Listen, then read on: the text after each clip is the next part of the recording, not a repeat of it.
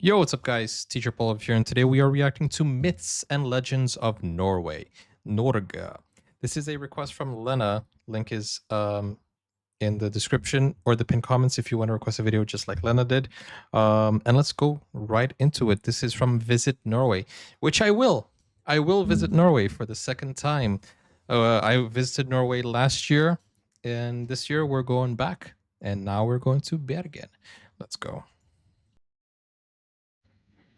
And I'll take you guys with me. Don't worry. Subscribe so you won't miss those vlogs.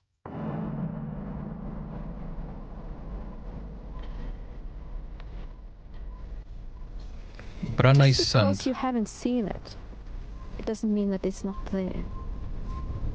The trolls. When you go out in nature, maybe take some time to calm down, to listen. What shaped Norway? I don't. Honestly, I don't like the shape of that mountain. What is it called? It does look a little bit sus to me. Honestly, it looks like a troll bending down. Is it called? I'm kidding. Troll butthole? No, I'm kidding. Torghatten. Is that? Does that? No, because I know in Dutch hat. Or no, wait. Tradition in Norwegian history that a complete underworld existed as a parallel to the ordinary world.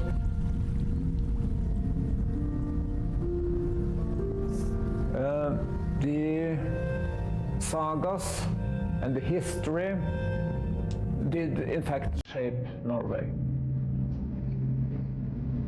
It's interesting.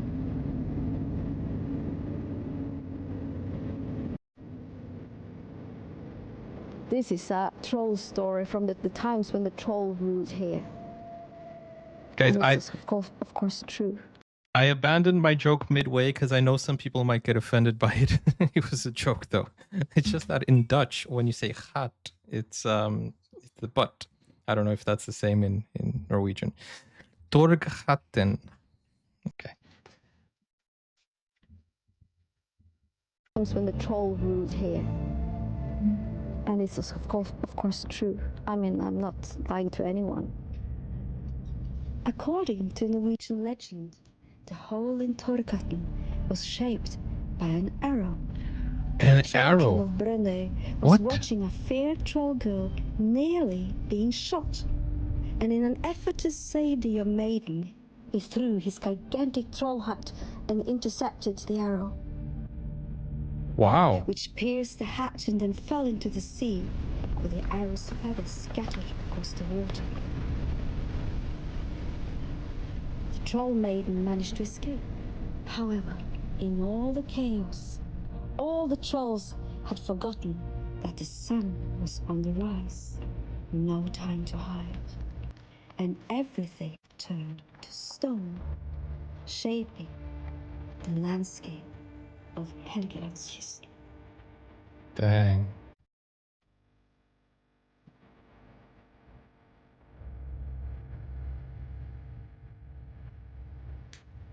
I think I need more proof to say that the trolls actually exist. But She clearly has never watched a Troll Hunter. Guys, this movie Troll Hunter is actually a documentary.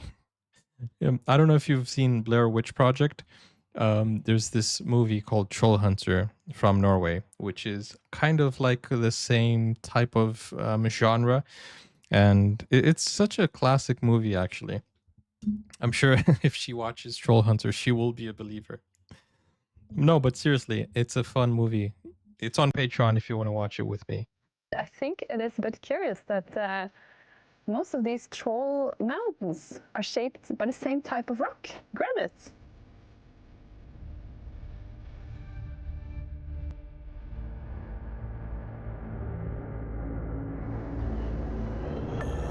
Theodor Kittelsen is Whoa. known as a troll painter.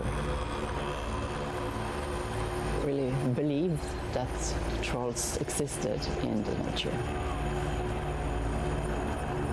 and maybe in sunrise, or you see a new moon, or just something that gives you an impression that this is the nature, but there is also something in the nature. I think that many of Kittelsen's pictures also can be regarded as timeless. It is Because beautiful. they His work describe is these beautiful. basic elements in nature. We've seen a video of him before. There's definitely something in nature, but I don't know if trolls are one of those. The swamps were dangerous, and the swamps could be seen as tunnels into the underworld. Do people actually believe there are trolls? Or is it just trolling? Maybe they're just trolling. Nøkken is a water creature that could... Guys, oh man, honestly, like, this is such great stuff that I feel like we need to watch a Norwegian horror movie. We need, like, I don't like movies that are horror of the occult or stuff like that, but these type of mythology, they look like they're so good. I don't know, like, do you guys have these type of horror films which are interesting? I don't know. Do you have that? Do you have? I feel like you guys must have. Imagine a horror movie about this. About this creature in the water.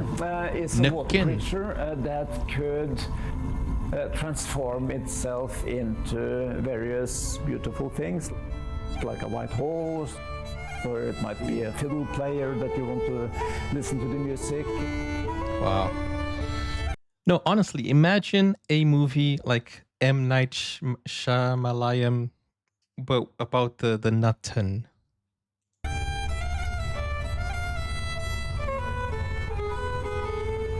And if we think that the world is only what you see, it's important to remember that you only see the surface. It's also something to learn about temptation. The fear of the water, the need to explain the threats connected to the water is so universal, but Kittelsen gave form to the Norwegian version. Kittelsen. Tale is a movie about Haldra, and it's a horror movie? Wow. Imagine a horror movie about this dude here. It feels like Attack on Titan is based on this, kind of. I am born here. I have lived here my whole life. We are not at all alone here in this forest. Oh, fantasy thriller. It's even better than horror. I think all these stories about the features and so on was told and was repeated so that the kids should not go into the water or to go to some dangerous places in the forest. So these features, the helpers of the parents. Guys, let's do it. Let me know in the comments which is the best movie to react to. A fantasy thriller would be awesome. I think that the Norwegian artists at the end of the 19th century stands out from many of their European colleagues in their interest and fascination for the scenery. This discovering of the Norwegian landscape was really a part of our identity. I think it's a way to understand that time, how their thoughts on nature. They hadn't seen any pictures of the nature, of the spectacular mountains or fjords or anything. I can So when they traveled in the country, I can seriously understand why nature is such a big part, is so sacred in Norway, because if you look at Norwegian nature, there's no way that you will not be amazed and astonished even. It is something that is so, well, I haven't seen it in person, I've seen it in videos, but that will change because I'm going to the fjords real soon. And I feel like when you are faced with nature that is so big, so beautiful, and it humbles you. You feel like there is something much, much bigger than you. And I can understand why it becomes like a very important, sacred thing, and you need to preserve it, because it is like you feel humbled by it. It is a humbling experience. I mean, I've been to the Oslo fjord, and I was really, really like enchanted with it, but I don't think it comes close to like you know, the fjord with the mountains. So when they traveled in the country, they kind of discovered the nature and they visualized it for the first time. See, that's the thing. Is this Norway? The landscape of Rogaland. Norway is very complex. Wow. To very dramatic mountains, deep valleys and fjords, but we also have areas of flatlands. So when I go out in nature and wonder how things are shaped the way it is, these questions, they're so big. And I just love devoting my life to trying to figure things out, to try to solve these geological mysteries. Let me paint a picture for you guys. Let me paint a picture. If you are sitting down, like let's say you're in anywhere in the world and you're sitting down in a park and you're looking up and seeing clouds. And sometimes we look at clouds and we start imagining things. We start seeing something in the cloud that looks like a shape of something. And we start wondering with clouds, can you imagine sitting in front of such a huge, huge mountain? And like, can you imagine sitting in front of these things and just wondering, wow, look at that. That looks like a face in that mountain. Maybe it's a troll, you know, because when we look at the clouds, we are like thinking and imagining, pondering. But when you look at, you know, stuff like this, you also wonder. I think that's a fair comparison, because it is absolutely beautiful. Nature is absolutely insanely beautiful. We say that Torgatan is the land that rose from the ocean. And in the beginning, there was 2 sea caves, one at each side of the mountain. Wow. The ocean waves were digging and digging and digging, and suddenly the walls inside these caves collapsed, and the sun shined right through the mountain.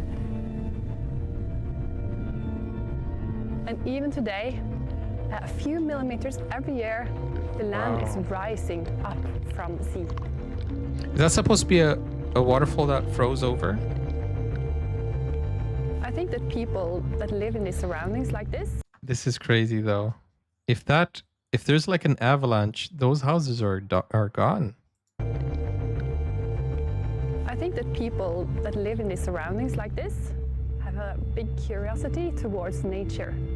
And we need to have an explanation for why things are like they are. I understand.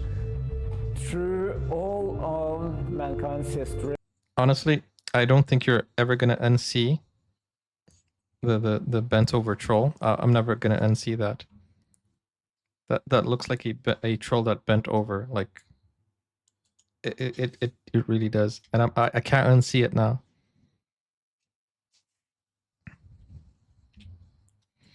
through all of mankind's history, I'm pretty sure we have asked ourselves the question, why do the world look like it is? Why am I here?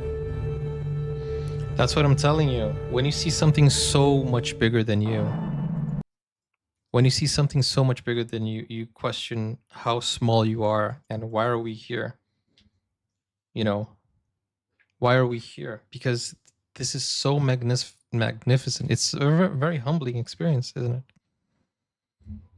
Such a beautiful, beautiful thing. And I can't wait to, you know, experience it firsthand.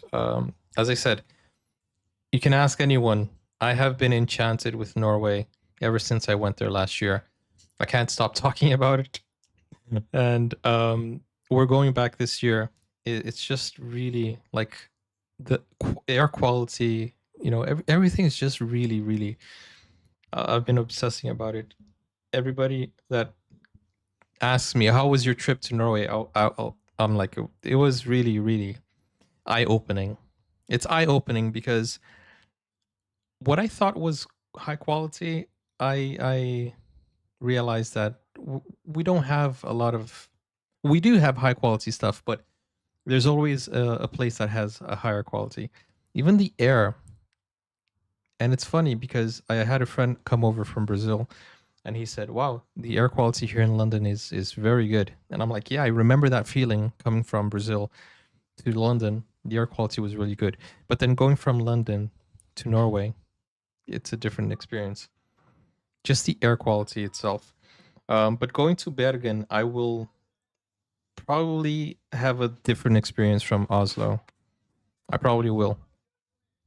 Even the water is different. The fish so fresh. I can't wait. I honestly can't wait. And I hope you guys enjoy my vlogging, and I hope I can record a lot of things there. With that said, guys, I'll see you on the next video.